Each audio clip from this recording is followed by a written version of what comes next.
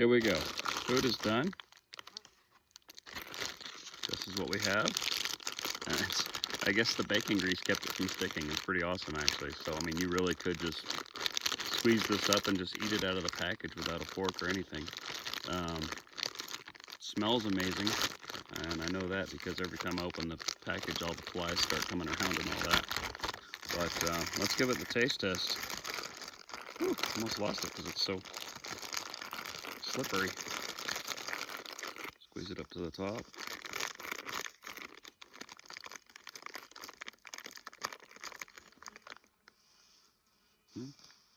Bacon and egg.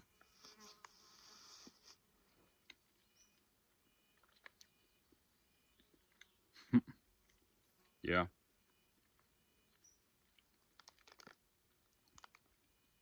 This will be done again. This will absolutely be done again. That's so good. I don't even have any seasoning on it yet. It's just the bacon that's adding a little bit of flavor to the eggs. And I really have no need for any seasoning. Maybe a little hot sauce.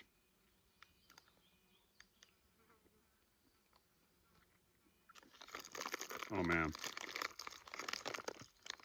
that is good. And all this for less than the price of one Mountain House meal.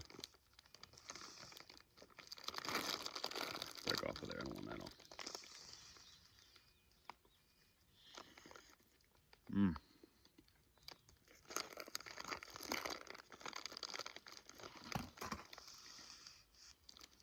Yes,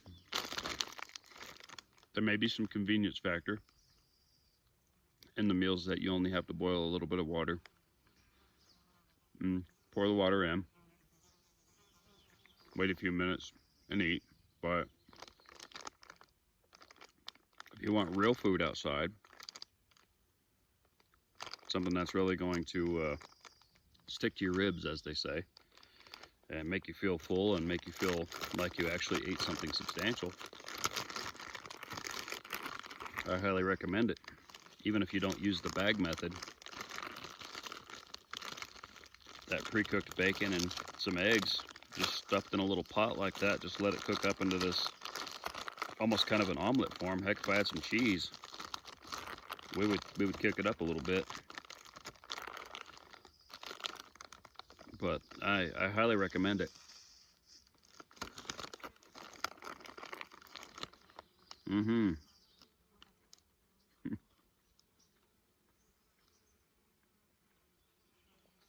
See, this is why I'm fat. Food is just so stupid good, you know what I mean? Especially in the woods or in the desert or anywhere else you make food. It's just, it amplifies the flavor like 10 times.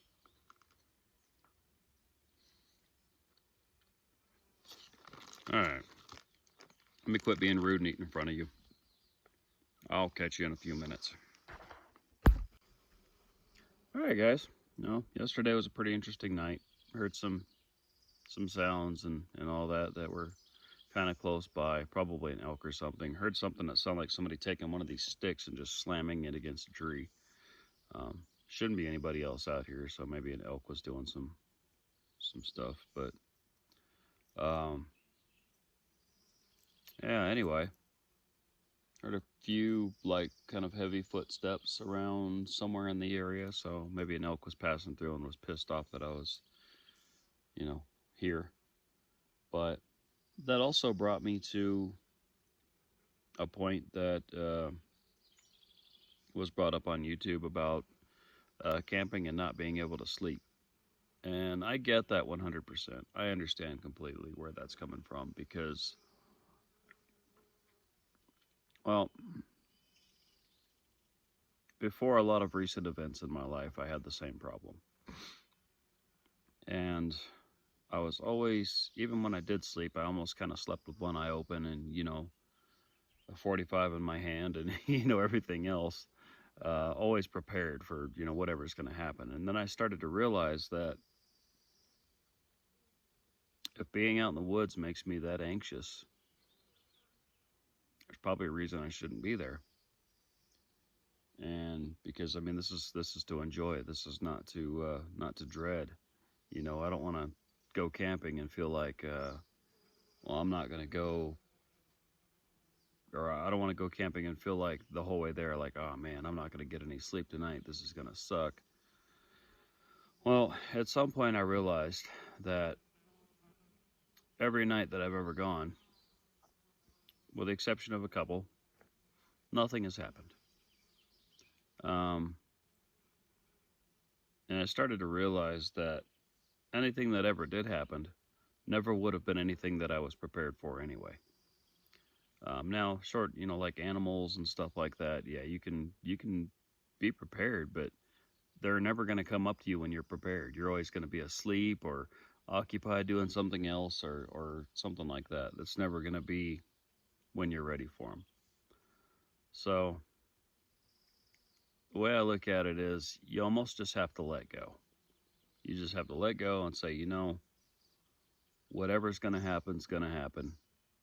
And when that happens or if that happens, I'll deal with it accordingly. I'll have my tools in place or I can grab them if I need them. But at the end of the day, you just have to let go and go to sleep. You know, you can't lay there worried, or you're not going to have a good time in the woods at all. If you're sitting there worried about what's going to come up, what's going to, you know, attack you. I mean, honestly, I find humans the scariest things you ever run into in the woods.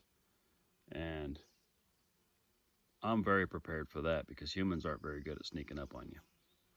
So that leaves animals. Animals, yeah, in this area there are mountain lions, there are bear, there are, you know, stuff like that. But for the most part, nobody sees them. And the reason is they don't really want a whole lot to do with you. Um, and just like with humans, occasionally there may be one that might want something to do with you. But you almost have to just deal with that when it comes. Otherwise, you're going to live a very miserable life.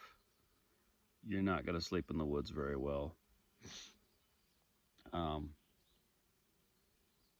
and honestly, you know, we come out here to enjoy nature or practice survival skills or just camp or whatever you're going to do bushcraft. But just like with the wildfires, at the end of the day, we have to realize that nature doesn't stop being nature just because we're here. So you just have to let nature be nature out there. And when you crawl into your sleeping bag, you have to let you be you in that sleeping bag. Because that's really the only way to enjoy your time. Hopefully that helps a little bit. You know, if you want, you can look up statistics on all kinds of things, but that I don't really feel like that's going to serve you. If you're going to come out here and be out here, you have to let go. You have to let go and accept that you are a part of this environment while you're here, and you are subject to nature. So you can find ways to help defend against it. You can set up, you know, early warning systems. I have these little things that are made out of fuses for hand grenades, and you can drill them out and put little shotgun primers in them, and when the pin gets pulled, it lets the hammer close on the fuse and it fires the shotgun primer. And you could set up a tripwire around your camp with something like that if it makes you feel any better, if you need a little early warning system. But I think the best option is to always be prepared, but let go. Don't hang on to stuff that hasn't happened yet. So anyway, get out there, camp more, get a good night's sleep while you're doing it. Get up in the morning, shoot your slingshot, eat your breakfast, make some coffee, make a video, send it to us, and enjoy your life. So I'll catch you in a few minutes.